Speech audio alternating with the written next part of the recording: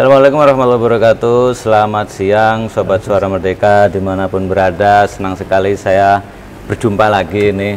Sudah sekian waktu ini Pak, saya nggak on air ya, nggak take record untuk program kita talk show. Dan sekarang kita punya namanya Bisa Pak, Bisa Bincang Santai ya. Dulu memang kita punya talk show santai, ya. Betul, Bintang Santai. Dulu namanya talk show biasa gitu, sekarang kita namakan Bincang Santai atau Bisa.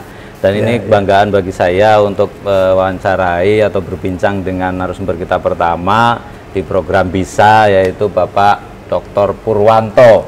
Beliau adalah General Manager The Ritz Hotel Yogyakarta. Nah, ini banggaan bagi saya Pak bisa berjumpa dengan Bapak. Saya pun juga bangga ketemu Mas Asep lagi. Kawan lama. Kawan lama ini, Sobat Suara Merdeka ini. Jadi Pak Pur ini udah kenal lama kita sekian tahun Pak ya, nggak ketemu dan sekarang kita ketemu di The Ritz Hotel Jogja. Kabar baik Pak? Alhamdulillah kami sehat Mas Asep. Alhamdulillah. Baik, semoga Mas Asep dan keluarga dan tentunya secara umum keluarga besar Suara Merdeka juga dalam keadaan sehat walafiat. Tidak kurang suatu apa. Siap. Kita mulai Pak ya. Ini santai aja nih Pak. Ini karena kita namanya juga bisa Pak. Bincang santai. Ini boleh cerita Pak ya tentang perjalanan Bapak ini sebagai apa ya, pelaku usaha hotel atau pelaku perhotelan ini Pak. Boleh ceritain Pak? Iya. Jadi kalau saya boleh cerita berawal dari kegagalan saya waktu itu ya. Gagal Pak? Iya, sebenarnya waktu itu saya berkeinginan sekali menjadi anggota TNI atau militer gitu ya. Nah, di dalam perjalanannya saya mengalami kegagalan karena waktu tes seleksi nggak diterima. Nah, akhirnya saya masuk ke dunia pariwisata, khususnya dalam perhotelan. Ya, disitulah saya menemukan passion saya sebenarnya, Pak. Menemukan passion saya, menemukan dunia saya gitu.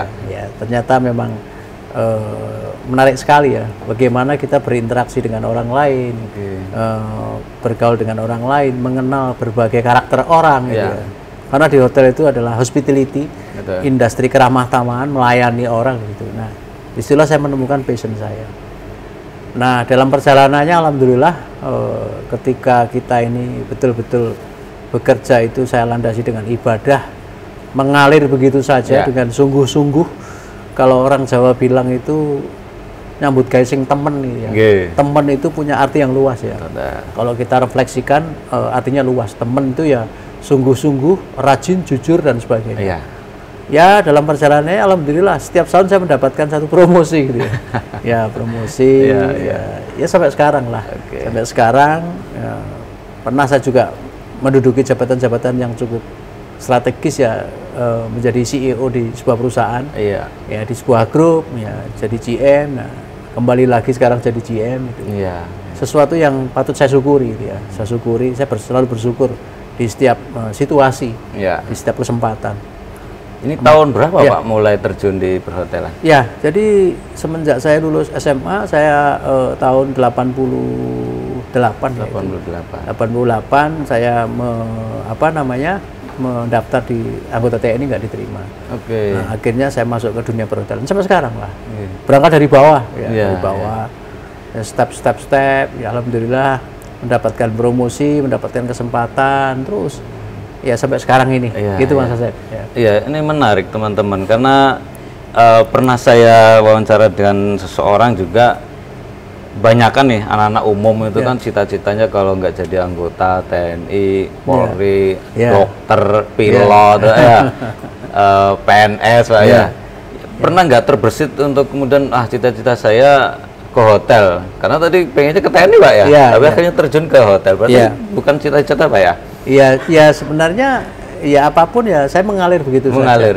Apa yang diberikan oleh Yang Maha Kuasa itu bagi saya itu ya qadarullahnya demikian ya. Ya saya syukuri gitu ya, saya syukuri. Ya boleh kita bercita-cita, tapi kan kita sudah berusaha. Tuhan yang menentukan gitu. Maka apa yang saya jalan itu yang harus saya syukuri. Yang harus saya syukuri. Jadi saya bersyukur dengan kondisi dan pekerjaan saya saat ini. Gitu. Dari tahun 88 sampai sekarang otomatis sudah banyak nih Ya, alhamdulillah. Dari hotel ke hotel Pak ya. Dari hotel ke hotel. Kotanya mana aja Pak? Solo. Ini lahir Solo Pak ya? Ya, Solo. Asli Solo. Putra Solo. Solo. Jadi ya SH saya, Sobo Hotel. Sobo Hotel. Oke. Sobo Hotel SH. Asli Solo saya. Asli Solo. Mengawali karir ya di Solo ya. Solo beberapa puluh tahun, tapi perusahaan saya yang lama ini grup saya yang lama ini kan banyak sekali unitnya. Ya.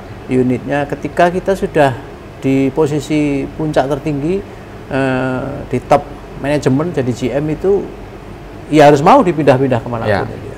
Di seluruh Indonesia kita. Pernah saya ke Papua, pernah saya ke Makassar, pernah saya ke Lombok, pernah saya ke Surabaya, ke Jogja, kembali lagi ke Solo. Nah sekarang ini ke Jogja lagi gitu ya. Jadi kayaknya ini ada sesuatu dengan Jogja. Iya, iya. Ya menarik lah Jogja. Menarik ya. Iya. Jogja ya. Iya. Lagi dekat dengan kampung halaman Betul, ya. Solo, ya. Jogja. Walaupun saya bukan orang Jogja, kelahiran Jogja, Jogja ini serasa kampung halaman saya kedua ini ya. Yang kedua. Yang kedua. Okay. Pernah saya dinas di sini hampir 7 tahun ini. 7 tahun. Di Babarsari itu. Ya. Sekarang kembali lagi ke Jogja. Kembali ke Jogja. Ya. Gitu. Oke, ini Pak mungkin cerita juga masuk ke Rich ini Pak ya. Yeah. Bolehlah diceritain. Ya. Seperti apa? Saya kan sebenarnya sudah vakum beberapa 1 tahun lah. Ya. Saya kembali ke kampus ngajar. Tapi kok rasanya tergerak lagi untuk ke operasional ke gitu. Operasional ya. hotel Kebetulan lagi. ada kesempatan, ada tantangan di sini. Ya kesempatan tidak akan datang 2 kali, saya ambil di sini. Ya. Nah, ya kebetulan saya juga cukup kenal baik dengan owner dan sebagainya. Akhirnya saya di sini gitu. Iya. Ya. Berarti sempat vakum di dunia perhotelan Pak ya? Iya. Ya. Okay. Dan fokus hampir 1 tahun pendidikan. Iya. Ini gelarnya doktor teman-teman. Jadi ini alhamdulillah. Mungkin ya. Langka Pak ya? GM bergelar doktor ya? Ada ya. Ada kawan-kawan saya di IHGMA ya, Indonesian Hotel General Manager Association itu ada beberapa sih. Ada beberapa. Okay. Tapi biasanya kawan-kawan ini kalau sudah ada pada posisi yang mapan gitu ya, sudah jadi GM itu kadang juga malas untuk ini ya. Kawan-kawan itu begitu. Nah ini kenapa kok memilih kemudian sampai meraih gelar doktor ini Pak? Jadi bagi saya long life education ya. Jadi belajar itu sepanjang hayat. Ya. Sepanjang hayat dengan siapapun saya belajar, baik itu formal maupun non formal ya. Ketemu penjenengan, ketemu kawan-kawan itu belajar saya. Ya. Walaupun belajar tidak di bangku formal gitu ya. Nah, saya punya moto begitu ya, long life education dan pendidikan bagi saya sangat penting dan sangat perlu ya untuk ya jenjang selanjutnya. Ya. Kemungkinan ketika nanti seperti saya ini orang operasional sudah tidak kuat mungkin di operasional ya, kita ke kampus pun masih bisa ngajar, masih ada aktivitas, masih bisa berbagi pengalaman ya, berbagi ilmu kalau itu satu ilmu gitu ya. Nah begitulah sebenarnya kenapa saya sampai ini ya, saya pokoknya ya belajar dan belajar. Long life education ya, baik itu formal maupun non formal gitu. Begitu Mas Asep. Luar biasa teman-teman, bisa ditiru dan semangat beliau. Sudah mapan menjadi GM gitu kan di beberapa hotel, tapi pendidikan itu tetap nomor 1. Jadi gini Mas Asep, walaupun itu GM sekalipun ya, ketika kita ini ada di dalam satu wilayah hospitality ya. Dalam industri pariwisata, hospitality, setinggi apapun yang kita sandang itu, saya selalu menempatkan diri sebagai pelayan ya. Pelayan, walaupun itu GM sekalipun itu. Ya. Saya sebagai pelayan tamu-tamu saya gitu ya. Jadi apapun itu yang kita sandang, kalau di dunia perhotelan khususnya spesifik, kami adalah pelayan. Gitu Mas Asep. Mungkin susah nggak Pak membagi waktunya Pak? Sempat GM terus kemudian belajar lagi, kembali ke kampus, sekolah, menempuh pendidikan doktoral. Ini sulit enggak ini? Saya nggak bisa bayangin sudah operasional hotel terus sekolah. Jadi, lagi. Ada ini ada sekolah-sekolah, kampus-kampus perguruan tinggi yang memang bisa kita mengambil pendidikannya pada sore hari begitu kan, banyak sekali. Memang kita harus pandai-pandai membagi waktu ya. membagi waktu. Pada saat kapan kita betul-betul betul-betul serius di dalam menekuni pekerjaan, tapi pada saat kapan kita belajar gitu ya. Jadi ya alhamdulillah saya selalu ada kesempatan ya. Malam hari waktu saya ngambil S1 ya itu ada ya bisa sekolah sore lah waktu itu ya. Sekolah sore sampai malam itu. Kampus-kampus yang saya bekerja mulai jam 6 sampai jam 2, jam 3 sampai jam 7 sampai jam 3 sore. Yeah. Nah, sore harinya saya masih bisa ke kampus itu. Ke kampus. Ya masih bisa ke kampus. Ya sampai S3 pun juga demikian. Yeah. Begitu masa saya. Berapa tahun Pak S3 Pak? Di S3-nya berapa tahun ini Pak? Waduh, kalau S3-nya lah cukup lama saya. Ya hampir-hampir saya waktu itu hampir-hampir give up ya. Okay. Hampir-hampir putus asa itu ya. S3 itu tidak mudah ya, susah sekali, betul, susah sekali. Ya, tapi alhamdulillah sekali lagi dengan tadi ya, dengan modal yang membara. Modalnya adalah modal tadi keyakinan bahwa saya bisa gitu ya, bahwa saya bisa. Alhamdulillah juga bisa tercapai. Ya, dan itu menjadi moto hidup Pak Pur. Ya, termasuk diterapkan di perhotelan Pak ya. Iya, ya. Jadi jangan mudah menyerah gitu ya. Mudah menyerah. Semua pasti ada solusi, ada jalan ya. Ketika kita sungguh-sungguh pasti ada jalan gitu ya. Man jada wajada. Wah, ini wong temen hadisnya betul. Ya, wong temen itu bakal tinemu gitu ya. Nah, apa itu Pak?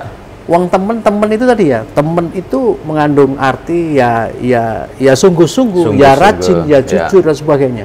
Wong temen bakal tinemu, wong tekun bakal tekan gitu ya. Tekun ya, sungguh-sungguh pasti apa yang dicita-citakan akan tercapai. Ya temen bakal tinemu, tekun bakal tekan gitu ya. Baik. Ini moto hidupnya luar biasa, ini kan yang sekarang diterapkan di The Ritz Hotel juga Pak ya. Alhamdulillah. Ini setelah masuk lagi ke hotel, baru 2 bulan katanya Pak ya. 2 bulan, benar ya? Masih fresh. Ya, tapi saya gampang kok beradaptasi dimanapun. Apalagi kalau di Jogja ini ya. Kultur masyarakatnya, saya juga orang Jawa ya, sama itu. Mudah saya beradaptasi, mudah saya bergaul. Ya. Begitu. Nah, ini apa yang akan dilakukan Pak di hotel baru Bapak ini? Ya. Sementara dalam waktu yang pendek ini saya masih mengidentifikasi ya apa yang menjadi skala prioritas untuk menjadi langkah-langkah saya selanjutnya. Saya di tempat yang baru itu selalu melakukan apa yang dinamakan dengan SWOT analysis ya. Strength-nya apa, weakness-nya apa, opportunity-nya apa, dan threat-nya apa. Nah, weakness-nya ini yang harus saya menjadi skala prioritas untuk kita benahi ya. Jadi saya baru melihat, mendengar dan membuat satu SWOT analysis ya. Yang pasti saya fokus kepada sumber daya manusia dulu ya. SDM dulu. SDM kalau so far kalau produk sih ya masih bagus lah, masih sellable saya, masih bagus ya. Kemudian The Ritz ini prime location ya. Ya, lokasinya prima, bagus di tengah kota, banyak strength-nya, integrated dengan mall gitu ya. Yang pasti nomor satu adalah SDM dulu. Ya, bagaimana kita mendevelop orang, bagaimana kita merubah mindset orang ya. Saya tidak mengatakan jelek, tapi bagaimana kita meningkatkan yang sudah bagus ya. Yang kurang ya kita tingkatkan. Ya, kita tingkatkan. Maka training, developing, ya, kemudian ya pendidikan itu penting ya. Training juga pendidikan itu. Kita lakukan terus itu di sini. Kemudian juga mencari peluang-peluang yang lain gitu ya. Kita lanjut lagi Pak Pur. Ketika Pak Pur sudah masuk ke dunia hotel lagi dan di dari Jogja Hotel, tentu juga ada tantangan-tantangan baru ini. Properti yang lama sama properti yang baru ini seperti apa Pak Pur melihatnya tantangan itu Pak? Ya, jadi tantangan pasti ada ya, halangan pun juga rintangan pasti ada ya. Tapi saya anggap itu sesuatu yang menurut saya biasa dimanapun ya. Ya tadi saya melakukan satu SWOT analysis, mana yang betul-betul menjadi skala prioritas untuk saya benahi dulu ya. Ya terutama terus terang SDM dimanapun. Karena kalau kita bicara produk, wah produk udah luar biasa di sini.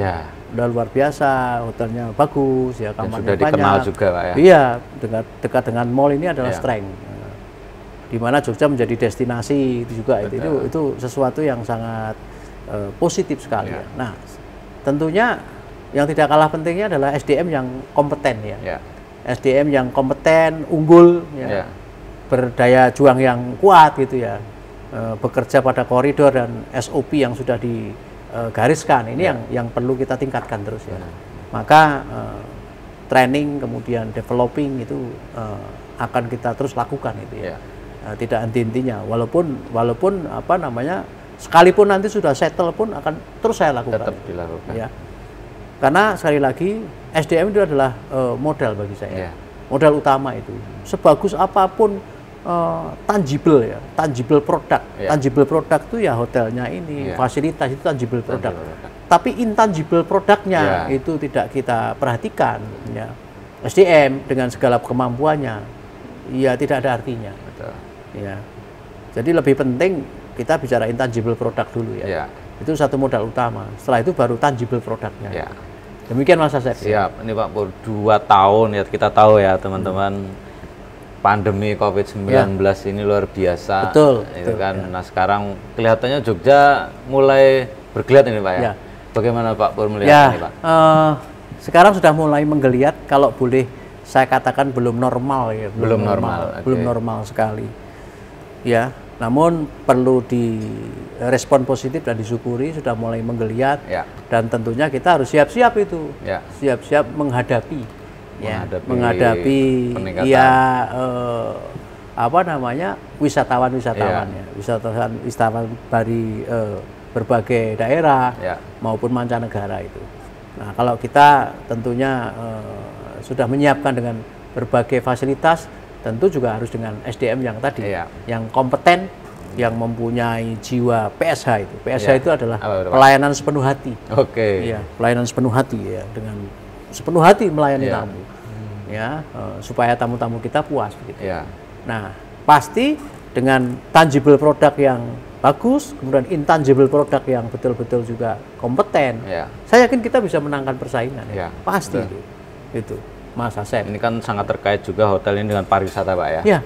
Dan Jogja mungkin 2 bulan ini ya, sejak setelah libur Lebaran, terus libur sekolah ini luar biasa. Ini tetap ada growth yang signifikan Pak ya? Udah mulai Pak ya? Jadi alhamdulillah selama 2 bulan ini saya di sini juga okupansi sudah di atas 70% terus ya, 75-70%, bahkan saat weekend ya itu hampir 95%, hampir 100% bahkan pernah juga.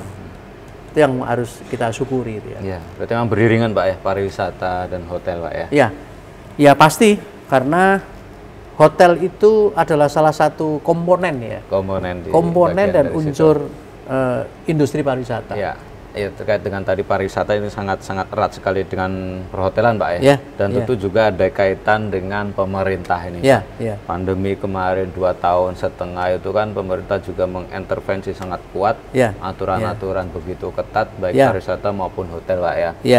Nah ke depan kira-kira apa yang dibutuhkan oleh dunia hospitality ini Pak terhadap pemerintah Pak? Jadi kalau saya melihat peran pemerintah ini juga sudah luar biasa ya. Karena kita tahu bahwa industri pariwisata itu sebagai penyumbang devisa nomor 1 malah. Betul. Kalau apa namanya sumber daya alam lama-lama pasti habis. Lama-lama habis. Tapi kalau yang namanya turisme kepariwisataan itu tidak pernah ada habisnya. Selama dunia ini berputar itu nggak akan ada habisnya. Pasti ada. Dengan catatan ya kita harus kreatif, inovatif, membuat sesuatu ya. Contohnya atraksi wisata itu kan tidak akan pernah habis itu. Kita bisa membuat itu.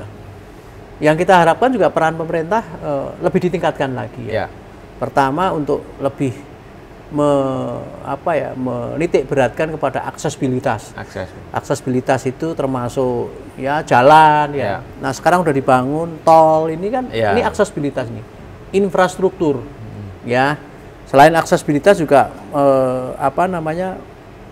mendorong pengembangan atraksi wisata ya, terus kemudian mempermudah regulasi perizinan yang ada, sekali lagi yang ada kaitannya dengan turisme. Nah ini saya kira kalau semuanya sudah dilakukan, kemudian kita sinergi dengan semua stakeholder, pelaku wisata sendiri, pariwisata pemerintah, seiring sejalan itu saling membutuhkan gitu ya. Karena kita sendiri sebagai pelaku wisata ini sebagai pembayar pajak juga kan gitu kan. Betul. Ya. Nah ini ketika kita sudah menyadari begitu antara pemerintah dengan kita, itu saya kira juga semuanya akan berjalan dengan baik dan pariwisata menjadi primadona. Menjadi primadona. Jadi tadi aksesibilitas infrastruktur, kemudian juga regulasi, kemudian juga, nah didukung lagi dengan promosinya. Ya. Promosi yang menurut saya juga tidak sedikit biayanya. Ya. Ini pemerintah mesti harus ikut cawe-cawe. Promosi pun tidak hanya promosi yang sifatnya itu konvensional, tapi promosi yang sekarang ini harus digitalisasi lah itu ya. Digitalisasi itu ya. Nah, saya kira dengan begitu ya betul-betul disupport itu. Wah, luar biasa itu. Apalagi kalau kita bicara Jogja ini. Ya, Jogja, komplit Pak ya Jogja ya? Iya, Jogja itu apa sih yang nggak ada? Iya toh? Lengkap. Iya, lengkap lah. Lengkap. Wisata apapun ada. Bahkan SDM-nya pun kalau saya boleh bilang, saya boleh klaim ya, Jogja ini lebih unggul daripada yang lain-lain. Gitu. Oh, kita bicara begitu ya. Ya, kita bicara destinasi dari dulu kala, bicara pariwisata ya Jogja. Ya Bali gitu kan. Ya, kota pariwisata. Iya. Sekarang ada Raja Ampat gitu kan. Ya. Tapi Jogja pasti masuk di dalam destinasi itu. Ya. Destinasi pasti masuk ya. Kalau dibanding dengan daerah-daerah lain, maka sekali lagi perlu disyukuri ketika kita ada di Jogja ini. Mari kita sama-sama semua stakeholder, pelaku wisata, kemudian juga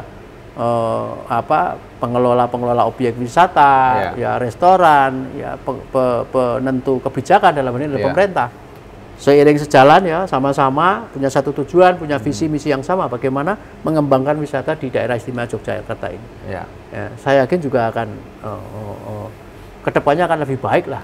Ya. Begitu Mas Asep. Termasuk sesama pelaku pariwisata, pelaku perhotelan juga bersama-sama Pak ya? Pasti. Bukan bersaing Pak ya? Tidak bersaing enggak. Kalau ya kita bersaing pun kalau sesama hotel ya bersaing secara sehat lah, gitu, secara sehat itu.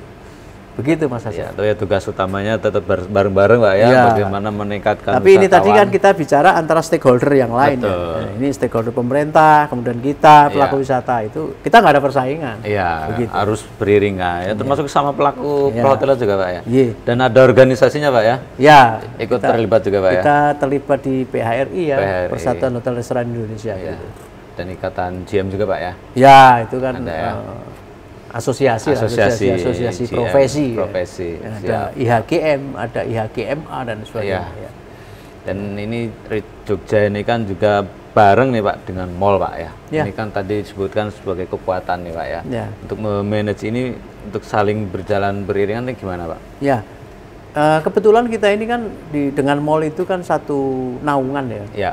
Satu perseroan, satu pemilik begitu ya. Jadi ya tidak susah kita ini berkolaborasi, berkolaborasi dengan pengelola mall itu ya, berkolaborasi kerjasama bagaimana untuk sama-sama mendatangkan tamu ke sini, begitu ya, baik yang datang ke hotel maupun ke mall gitu ya. Kami tidak susah untuk berkoordinasi, berkolaborasi dengan mall maupun hotel gitu ya. Termasuk program-programnya juga, event-event juga Pak ya. Saling Pak ya. Tidak saingan, di sana ada konser musik, di hotel ada konser musik Pak. Enggak.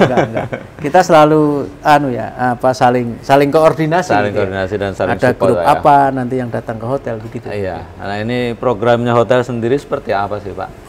Ya, banyak ya program hotel nanti Mbak PR juga bisa memberikan informasi ya, paket-paket wedding, paket-paket MICE ya, paket-paket apapun lah di sini ya. Kemudian kita sesuaikan dengan outlet kita ya. Kita punya outlet itu atau function room hampir 20 function room ya. Baik yang besar, baik yang medium maupun small ya. Didukung dengan sarana prasarana yang lain. Pool aja kita punya 2. Punya dua di atas di bawah. Kapasitas atau untuk kalangan khusus atau umum Pak? Untuk umum ya. Bisa ya. Outside guest pun juga bisa di sini. Gitu. Pool aja punya 2 loh teman-teman. Punya 2 ya. Yang paling atas view-nya kemana Pak? Hotel yang punya mall ya hanya kita gitu ya. Mall yang punya hotel ya kita juga gitu ya. Satu. Integrated ya itu ya. Betul. Tadi fasilitas sudah disebutkan tuh, ada function room 20 kan luar biasa. Ballroomnya berapa ballroom kapasitas? aja bisa menampung kapasitas sekitar 4.000 ini ya. 4.000 orang besar. Oke. Wedding bisa tuh 40.000 orang masuk semua ke sini ya. 4.000 orang ya. Belum yang kecil-kecil meeting cukup ramai Pak ya, MAIS ya? MAIS sudah mulai menggeliat juga saat ini. Anggaran pemerintah juga sudah turun, terutama yang berkaitan dengan pemulihan ekonomi itu kan semua dinas, semua departemen pemerintah saling koordinasi ya, meeting itu jalan terus ya di hotel kita ini. Begitu. Sudah juga event-event yang sifatnya nasional ya, banyak gitu. Ya Jogja beberapa kali banyak konser musik nih Pak. Konser musik, nah, itu juga banyak. Otomatis tamu banyak Pak ya. Ya, alhamdulillah. Ya.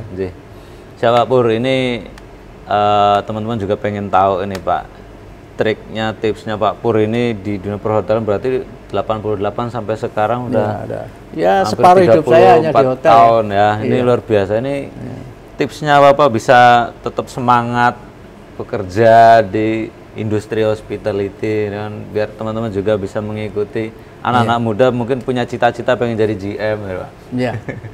Ya, jadi tipsnya ya saya selalu bersyukur ya di setiap kesempatan. Saya selalu mempunyai prinsip bahwa bekerja itu adalah ibadah. Ya. Ibadah, bekerja itu adalah perintah Allah Subhanahu wa taala ya. Kita, untuk memberikan nafkah kepada keluarga kita, kepada diri sendiri dan keluarga kita. Ya, maka apapun yang kita jalani itu harus kita syukuri. Caranya bersyukur adalah dengan apa? Ya tadi dengan cara kerja yang baik, yang kerja yang keras, kerja yang cerdas, kerja yang ikhlas dan tuntas begitu ya. Itu betul-betul menjadi moto saya. Maka ketika itu kita lakukan, saya yakin kok pasti karir itu juga akan baik gitu ya. Akan baik.